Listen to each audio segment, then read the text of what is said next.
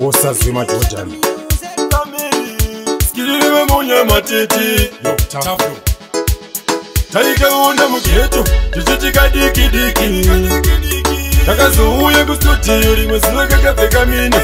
Kids white boys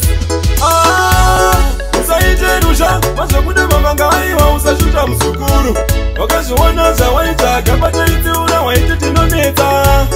Usaite rusha Masha kude mamanga waiwa Usashupa msukuru Wakashuwana zawaita Kapata iti ura waiti tinoneta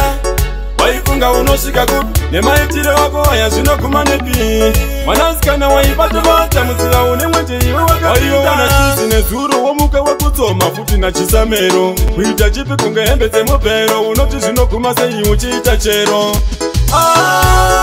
Usaite rusha Masha kude mamanga waiwa Usashuta msukuru Wakashuwana zawaita Kapata iti ura waiti tinoneta Usaite rusha Masha kude mamanga waiwa Usashupa msukuru Wakashuwana zawaita Kapata iti ura waiti Mubairo shiri hanzi rufu Katirika waitwa kausambo tibufu Maketu iti hona kuita rafu Wamanya makari mwataka watu wanetafu Usakaya kuti tiwe unopisa kana kufunga kuti varume vakapusa Usakaya kuti unowaitisa kufunga pano tiri ndiwe unozonyadzisa Usaite rusha Masha kude mamanga waiwa Usashupa msukuru Wakashuwana zawaita Kapata iti ura waiti tinoneta Usaite rusha Masha kude mamanga waiwa Usashupa msukuru Wakashuwana zawaita Kapata iti ura waiti tinoneta Waifunga unoshika kupi Nemaitire wako waya zino kumanepi Manasikana waibata bata Muzila une mwete iwe wakapita Waiona kisi nezuru Womuka wakutoma futi na chisamero Kuita chipi kunge hembete mopero Unoti zino kumase iuchita chero